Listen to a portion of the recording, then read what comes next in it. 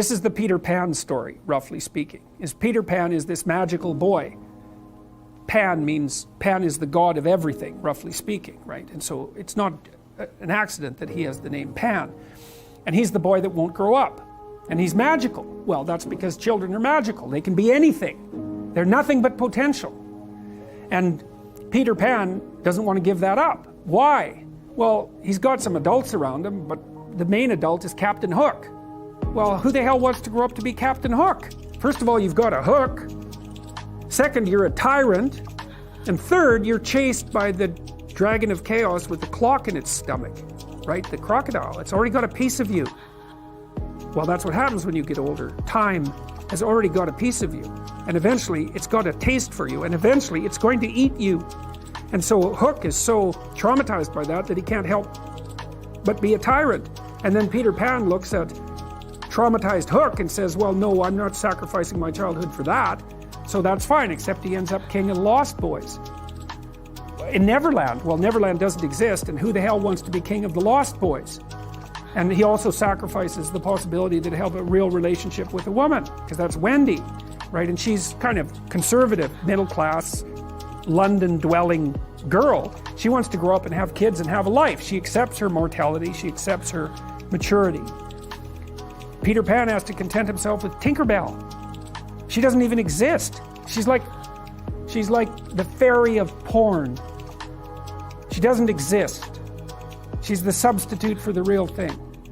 And so, but the dichotomy that you're talking about is very tricky, because there's a sacrificial element in maturation, right? You have to sacrifice the pluripotentiality of childhood for the actuality of a frame.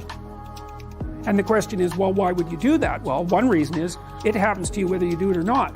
You can either choose your damn limitation, or you can let it take you unaware when you're 30, or even worse, when you're 40. And then that is not a happy day. I see people like this, and I think it's more and more common in our culture, because people can put off maturity without suffering an immediate penalty. But all that happens is the penalty accrues, and then when it finally hits, it just wallops you. Because when you're 25, you can be an idiot. It's no problem. Even when you're out in a job search, it's like, well, you don't have any experience and you're kind of clueless. It's, yeah, you're young, you know, it's no problem. That's what young people are like, but they're full of potential. Okay, well, now you're the same person at 30. It's like people aren't so thrilled about you at that point. It's like, what the hell have you been doing for the last 10 years? Well, I'm just as clueless as I was when I was 22. It's, yeah, but you're not 22.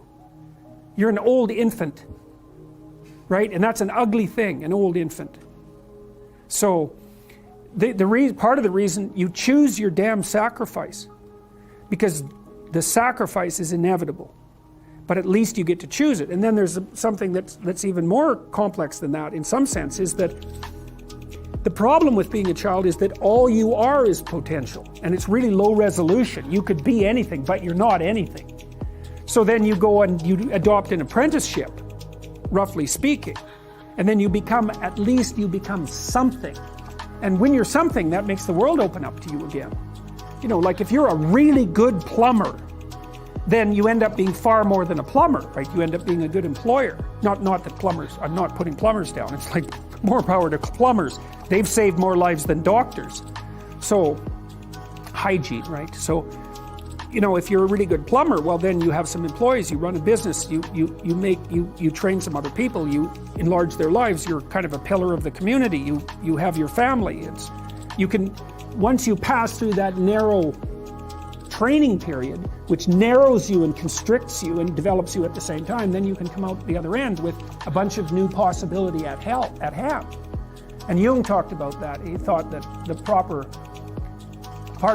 proper path of development in the last half of life was to rediscover the child that you left behind as you were apprenticing.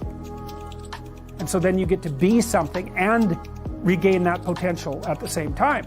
Very, very smart. Well, he was very, very smart. So that's very wise thing to know.